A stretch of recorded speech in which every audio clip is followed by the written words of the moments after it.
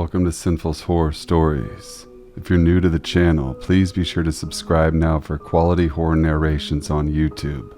Please hit the thumbs up button. Make sure to hit the bell so you're notified of my new weekly uploads. Comment below and introduce yourself, and I will be sure to respond. If you want to be featured on an upcoming video, email me now. My email will be in the description box below as well. Sit back, relax, and enjoy these truly terrifying hiking stories. Hiking the Appalachian Trail in Pennsylvania for a week during 2006, and my brother and I came across a young man who had hung himself. We sprinted up to the bluff where he was strung up. I wrapped my arms around his waist to take the weight off his neck while my brother cut him down. He had thrown the rope up over a tall tree and lashed it over with a clove hitch at the trunk like you'd hang a bear bag. Must have climbed the branches and dropped once laced in. We probably shouldn't have even tried. He was dead for some time before we came across him. Fortunately, no critters had come to tear him apart before we found him. It would have only gotten grislier from there. We called 911, ended our trip pretty damn quick. I don't know why we tried. It was very obvious he had been dead for some time. I'm not sure how long, but he was very cold and smelled awful. Intuition to help someone and adrenaline clouds your judgment, I guess. It was a kind of a messed up day, so I don't really remember my thought process. When out exploring an old abandoned quarry with some friends, we found this dude stood staring at this rock, occasionally twitching, but he never turned around. We were pretty creeped out, so we didn't investigate, and we left pretty soon after. Later on that night, we found out that another friend was driving down the lane that runs parallel to the quarry, found a guy in a black coat stood in the middle of the road and wouldn't move. She was pretty freaked out and had to reverse all the way back up the lane in the dark, because he was still there. I'm pretty sure it was the same guy. Otherwise, it was just a big coincidence. While bushwhacking in Australia, me and my friend came across this weird platform-looking thing made out of rocks. Later that year, the cops arrested some bloke on suspicion of murders of a series of backpackers who had gone missing over the course of a few years. And the sites of several of the murders slightly off in the bush were these altars. Current Affairs show runs footage of one, and yeah, it's a thing we found. The altars were typically no more than 300 yards from the victims' shallow graves. The guy who was arrested and subsequently convicted of the murders is Ivan Milat, Australia's worst serial killer. The cops are pretty sure that at least one person was involved in the murders, than the one now in jail for the crime. They just couldn't prove it. I've spent various stretches of time backpacking and camping throughout the US and seen some strange things. My brother and I came across an abandoned trailer town that scared the hell out of us. We also came across a rundown town out in New Mexico that seemed to have one person living in it. We based that on the fact that there was still some food and supplies that were fairly fresh, perhaps just a few days old. We spent a couple days there trying to find the person, just to find out why they were staying in the town. We never found anyone. We found the skeletal remains of an unknown number of deer ranging from bucks to fawn, ensnared in a barbed wire fence that encompassed a 10 by 10 area in the Ozarks. A few of the skulls topped the fence posts, and there was one post in the middle of this area that had decaying deer bodies. Looked to be 2, but there were only 6 hooves jutting out of the wreckage wrapped around it. We found a dummy hanging from a tree while in the Yukon Territory of Canada, literally out in the middle of the woods. No reason for it, as far as we know. We also came across a dead junkie on a road out of Olympia. Obvious OD as he had his arm tied and a needle in his hand. His eyes were glazed over and staring straight ahead.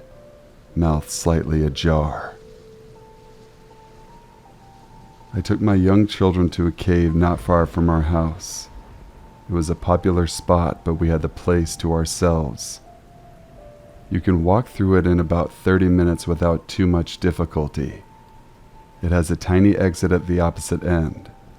It was pretty muddy, so we decided to turn around and head back to the entrance. Halfway back, there was a lit candle sitting about 8 feet up on one side. It was definitely not there on the first trip. I went into a full protective dad mode, knowing there was likely someone hiding in the dark while we walked the rest of the way out.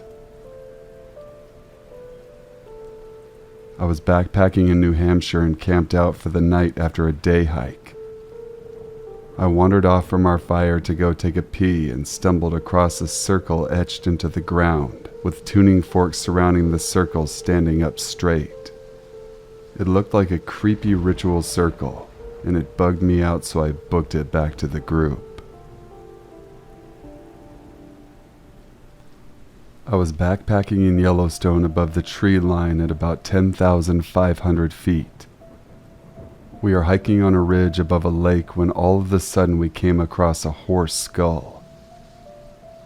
No body, just the skull. Pretty cool looking, honestly. We got to our campsite not too far away from the lake near where we found the skull. When we climbed down to the lake, we found the body of the horse rotting on the edge of the lake, with negative film strips floating in the water and laying around the shore near the body.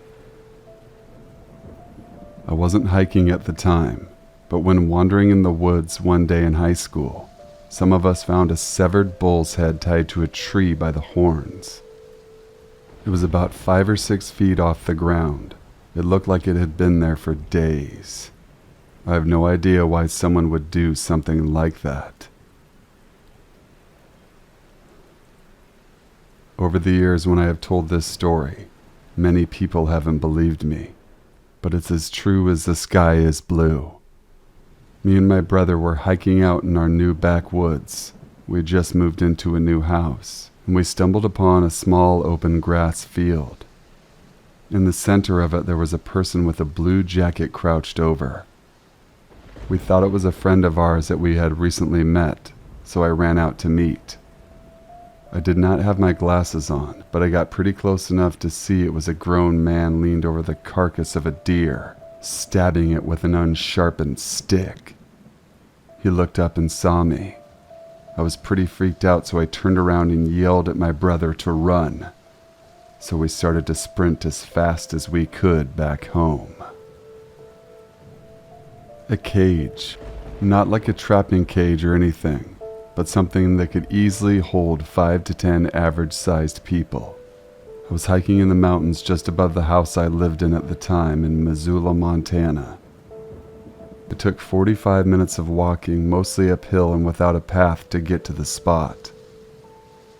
Round steel bars for the edges and rope instead of chain link for the walls and ceiling of this cage. It was all set up just on the far side of the ridge line I was walking, so it couldn't be seen, I suppose. There was nothing around it, no footprints or tire tracks anywhere. The rope looked undamaged as well. No idea what it was for, but it definitely creeped me the fuck out. I once found the diary of a homeless person. In it, he wrote over and over again about how his 3rd grade teacher was the only person to matter to him. The guy's poor writing skills made it even more bizarre. I found the homeless person's things in a secluded den in a park, which looked like he had been there for a while. He left his bag there and several empty cans. I left the journal there as it would have been wrong to take something that wasn't mine, but there was no way I wanted to meet this person based off of what I read. Last year I was with a buddy of mine and we were going to the Hart Creek Scramble in Alberta, but due to some health conditions he has, it was going to be too strenuous to complete. We figured we would make it an easy day and just do the simple trail. Now, we're both climbers and have been to Hart Creek for rock climbing in the past, and had a great time, so it wasn't a surprise to see the sporadic climbers on the mountainside as we went. Hart Creek is also pretty popular and easy for people who just want to go for a nice nature walk and maybe have a picnic. Anyway, so we walked in, enjoying the day watching climbers on our way by. We saw a couple of people even doing some multi-pitch climbing, which means basically leapfrogging up the route. We settled in for lunch about a half hour later and left a couple hours after that. On our way back, I remember seeing a climbing shoe in the creek and thinking, oh, someone must have lost this. I picked it up when my buddy got my attention, and I looked further downstream. Both climbers, a young man 29 or so, and his partner were both lying in the creek bed, rope and harness still attached, dead. It was very surreal. We had seen these people climbing not 2 hours before, making their calls, having a good time. The first reaction I had was that I remembered that there was a family right behind us, a husband and a wife and a young daughter who were playing in the creek on the way down. We ran back and stopped them and explained as quietly as we could what was ahead, and before we knew it, looky-loos had come by. It turned out that the husband was an off-duty RCMP officer, so he took control of the situation. I learned later we weren't the first on the scene, and that the authorities had been called. It was a very quiet ride back into town that day, though. I work in the outdoor field and lead trips regularly. I once led a trip to the top of Mount Stringer in North Carolina. It's a tough climb to get to the top, and about 6 miles from the nearest road.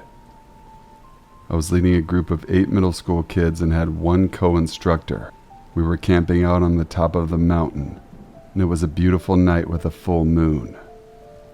The kids and the other co-instructor went to bed in their tents. I chose to spend the night in a hammock that night. I was really into a book I was reading, so I stayed up and read until about 10:30 p.m. I turned my headlamp off to settle in for the night. Everything around me was rather bright from the moon, and from the position I was in, I could see the trail we had hiked to get to the top. I lay there enjoying the scenery and noticed something moving on the trail. Bears are common in the area, so I perked up. As it got closer, I could tell it was a person. We were in the middle of nowhere, and there was someone hiking up the trail with no headlamp or any gear. I was just frozen watching this person move closer to our camp. They arrived at the top of the mountain where we were and just stopped. I watched as what appeared to be a man surveyed our camp. I really could only see the outline of him. He stood there for what seemed like 30 minutes, but may have been 10. He then turned, sat down under a tree facing our camp. He was sitting up in a way that I knew he wasn't trying to sleep. He just sat there staring at our camp. I had no idea what to do. I decided to wait it out. I waited, just staring at the man while he stared back at our camp. This went on until about 3:30 a.m. Then he stood up, took a moment to survey my camp a few minutes longer, and then went back down the trail he came up.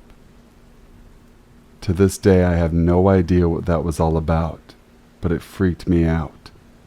I was paranoid that we were being followed for the rest of the trip. Thank you guys for watching and listening to the very end. If you're not subscribed to the channel, please subscribe now for future content. Email all of your true scary stories to my email in the description box below. I hope you enjoyed the story, topic, and selection this evening. Till we meet again, stay sinful.